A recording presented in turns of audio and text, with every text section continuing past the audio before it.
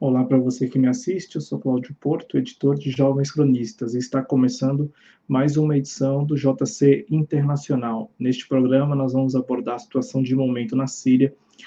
aí detalhando, na medida do possível, né, os atores e as investidas, as ações ali de Síria, Turquia, o papel da Rússia e do Irã neste contexto de geopolítica naquela região. Eu peço a você que assista o programa até o final e também deixe aí o seu like, a sua inscrição, né, torne-se aí um inscrito e inscrita de nosso canal, a TV Jovens Cronistas. E eu começo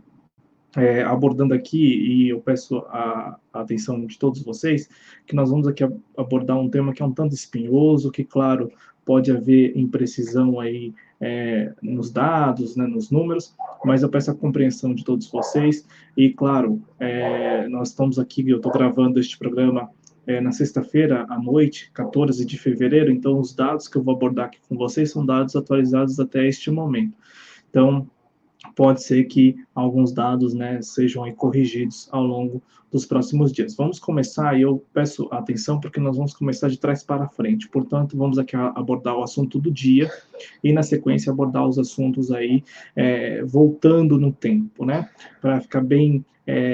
detalhado, para que você compreenda do que nós vamos falar. Bom, a situação é a seguinte: a Síria, desde 2011, né, ela é palco ali de uma guerra civil interna, né, ela também está naquele contexto da Primavera Árabe, né, e que se comprovou com o tempo de que houve ali um estímulo dos Estados Unidos para que essa Primavera Árabe acontecesse, no sentido de que alguns ditadores fossem depostos. E, de fato, aconteceu em outros países. Na Síria não deu muito certo, né, a investida dos Estados Unidos não deu muito certo, e o Bashar al-Assad segue no poder, é o presidente da Síria. E aí eu coloco esse vídeo que está na tela para você, é o vídeo de hoje, né, sexta-feira, 14 de fevereiro, o momento em que um helicóptero do exército sírio, ele é abatido, né, ele é abatido ali por um grupo pró-Ankara, portanto, pró-Turquia, e que, ao mesmo tempo, é um grupo aí de oposição ao Bashar al-Assad, um grupo rebelde, né? O nome desse grupo é a Frente de Libertação Nacional, e esse incidente aí, né, esse episódio, aconteceu ali nas imediações de Idlib, né, que é a região noroeste da Síria, o palco, o centro aí desse conflito mais recente, né, que começa ainda no final de 2019, tem ali o seu ponto alto em 2020, já agora em janeiro, com o início da ofensiva do exército sírio, e que na última semana chamou a atenção de todo mundo aí, porque envolveu também a Rússia, né, e a Síria e o Irã nesta última quinta-feira, 13 de fevereiro. Eu vou explicar isso melhor, então vamos lá. Esse vídeo, como eu disse, é o vídeo do momento em que o helicóptero do exército sírio ele é abatido e os tripulantes todos morreram, né? Não se tem o número exato de tripulantes que estavam aí nesta aeronave, neste helicóptero. Voltando mais um pouco, nesta quinta-feira, 13 de fevereiro, nós tivemos a informação que, inclusive, compartilhamos com o nosso espectador que acompanha a TV Jovens Cronistas e que estava assistindo o JC Express, que é o nosso programa de semana na TV Jovens Cronistas. Nós repercutimos lá que o sistema antimíssil da Síria conseguiu ali, né, interceptar alguns mísseis que teriam sido disparados pela Força Aérea de Israel. E aí, esta é a imagem da região ali nas imediações da capital da Síria, né, a capital Damasco, e por enquanto não tem informação oficial de que a Força Aérea israelense disparou mísseis contra Damasco na noite de quinta-feira. O que nós temos é uma informação confirmada pelo exército sírio de que o seu sistema antimíssil conseguiu ali detectar uma movimentação nas colinas de Golã, que fica em Israel, e a partir dessa movimentação conseguiu acionar ali o sistema ao ponto de que conseguiu também interceptar, né, alguns mísseis. Ainda assim, ainda com essa interceptação dos mísseis de Israel, né, houve baixas, houve mortes ali, né, o número que começou bem alto, né, o número que foi divulgado na quinta-feira dava conta de que 23 pessoas tinham sido mortas, o número final atualizado nesta sexta-feira dá conta de que 7 pessoas foram mortas. Que tipo de pessoas? Quem são essas pessoas? Bom, os mísseis tinham como alvo o que seria ali um espaço para armazenamento de armas, né, e armazenamento de armas para grupos pró-Irã, né, e aí essa informação é uma informação que está sendo divulgada pelas agências internacionais, né, claro que eles classificam esses grupos como grupos milicianos pró-Irã, né, então, ainda que o sistema antimíssil tenha ali conseguido interceptar alguns mísseis, né, não conseguiu interceptar todos, e alguns, de fato, conseguiram atingir este alvo, que é o alvo que está na foto aí, que fica nas imediações ali de Damasco, mais uma vez, capital da Síria. E aí nós vamos agora abordar a crise mais recente, que é uma crise que não começa neste ano, como eu disse, começa ainda no passado, e aí vamos lembrar que ano passado nós tivemos uma decisão, que é uma decisão muito questionada, contestada no mundo todo pela comunidade internacional, que foi a decisão do Donald Trump de retirar ali, né, ali as suas tropas, né, da região norte da Síria, né,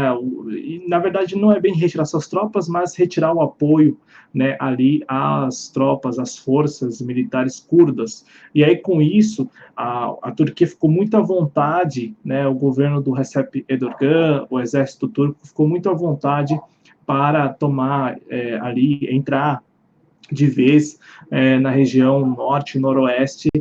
da Síria. Claro que aqui nós estamos falando isso porque, de fato, isso ajudou bastante, colaborou, contribuiu, né, com a situação de momento. Mas vamos lembrar, é claro, que em 2017, ainda, né, ali no alto de 6 anos da guerra civil na Síria, houve uma espécie de cúpula no Cazaquistão, entre Turquia, Irã e Rússia, e eles definiram lá, né, uma espécie de cessar-fogo, né, e nesta espécie de cessar-fogo ficou definido que haveria, né, ali na Síria, algumas zonas desmilitarizadas, e essas zonas desmilitarizadas são 4 no total, e uma dessas zonas desmilitarizadas é Idlib, que é aí o centro, né, é o ponto-chave desse conflito de momento lá na Síria, que é o mapa que eu vou colocar para vocês, para ficar bem didático mesmo, né, para que a gente aqui não cometa nenhum equívoco. Eu vou colocar neste momento um mapa que mostra exatamente isso, mostra ali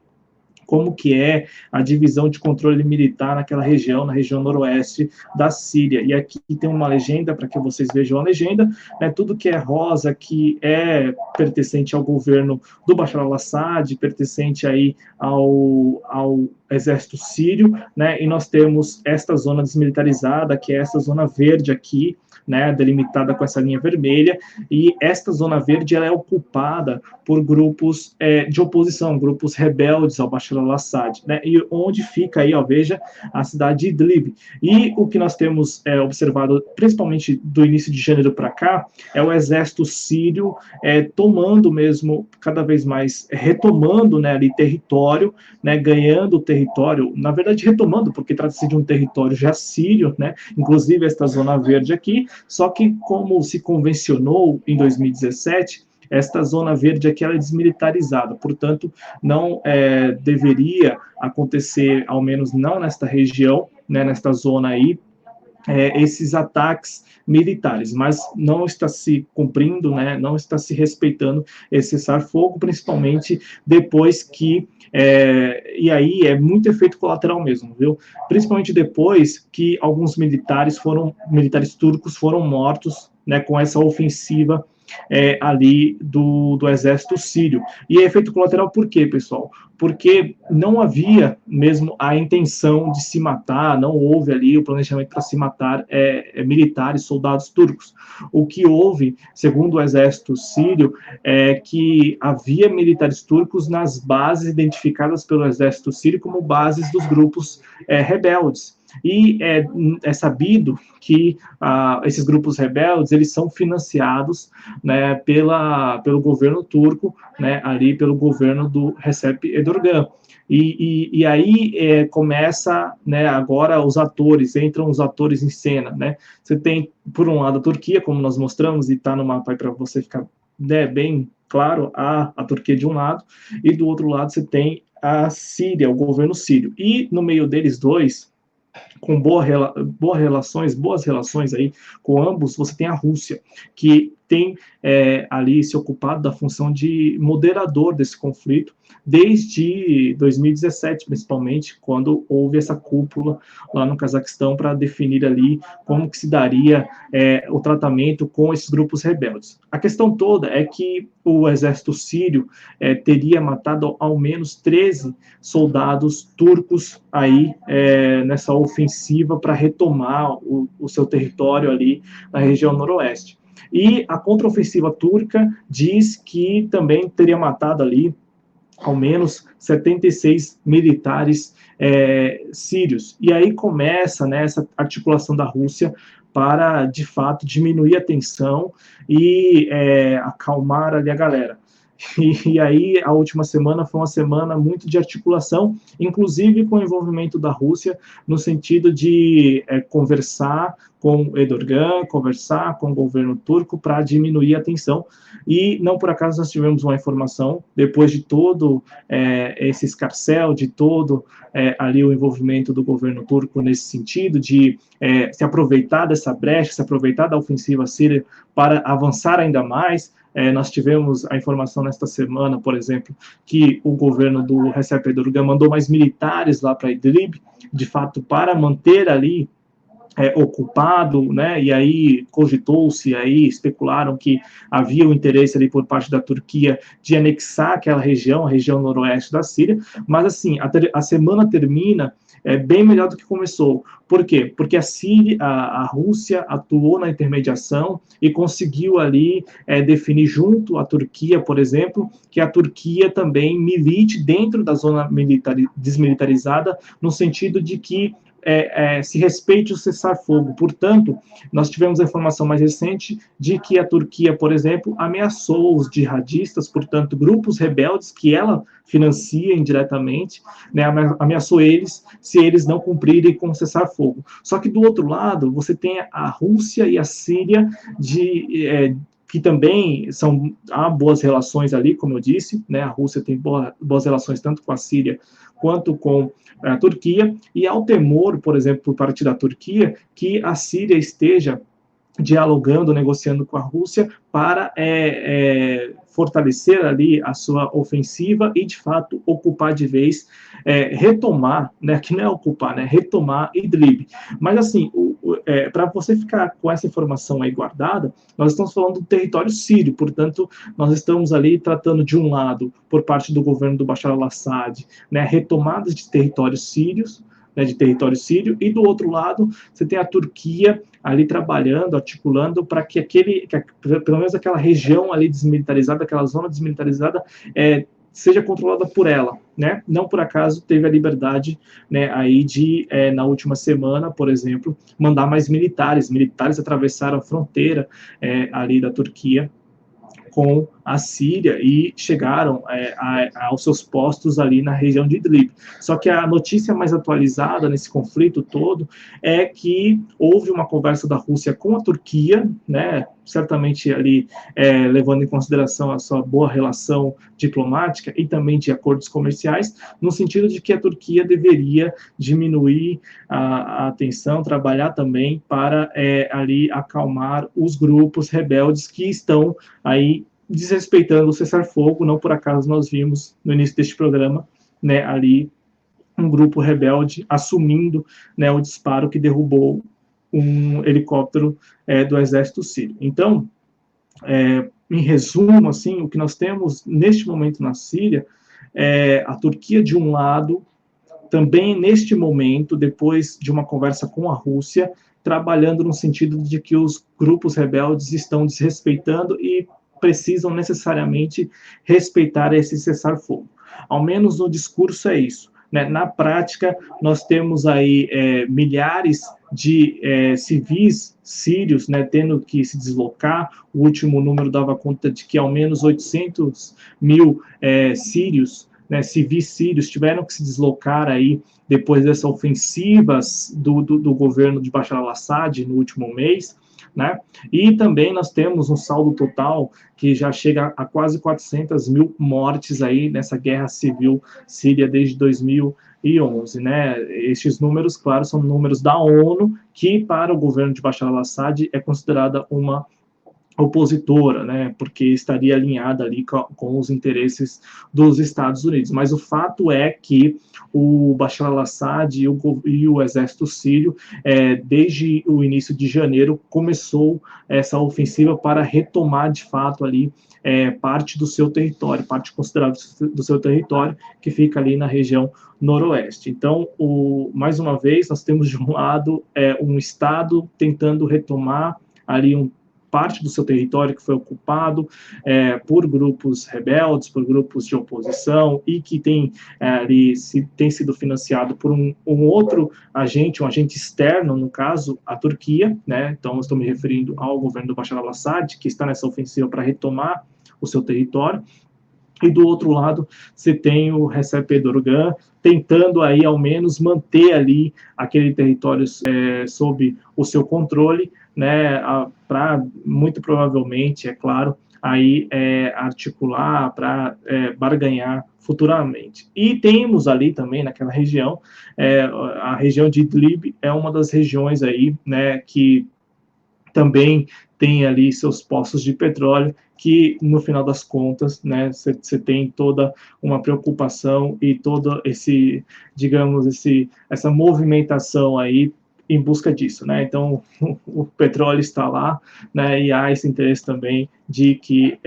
a Turquia ao menos mantenha o controle naquela região. Mas é importante que a gente tenha esses dados, esses detalhes, né? E aí, para a gente encerrar este vídeo, né, nós tivemos, como nós já falamos no início do vídeo, nós tivemos aí também esse disparo, muito provavelmente, de mísseis por Israel. E aí você começa a complicar as coisas, porque você tem, de um lado, agora um pouco mais tranquilo, mas você tinha até recentemente, até alguns dias, você tinha a Turquia de um lado e a Síria por outro, e agora, né, você tem também aí Israel se aproveitando deste momento de debilidade, né, ali de foco na região noroeste, para também disparar mísseis ali na região sudeste, que seria a região sudoeste do país, que é onde fica a capital, Damasco. Beleza, pessoal? Eu agradeço aí a sua participação. Antes, eu só quero aqui acrescentar que essa ofensiva que se iniciou no início de janeiro do presidente Bashar al-Assad, ela só foi iniciada, só foi levada em consideração depois que se percebeu que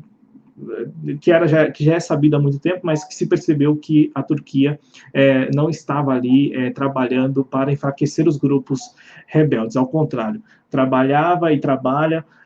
para financiá-los, e só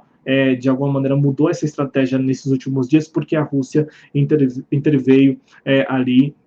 e pediu, né, para que trabalhassem juntos no sentido de um cessar-fogo para valer na zona desmilitarizada, né, que é aquela região noroeste que eu mostrei no mapa para vocês, onde fica Idlib. Beleza, pessoal? Eu agradeço a audiência de todos vocês, peço que vocês compartilhem este vídeo, peço que vocês deixem seu like, peço que se inscrevam no nosso canal e deixem aí os seus comentários, tá bom? Agradeço mesmo a paciência e a atenção de todos vocês e até uma próxima. Tchau!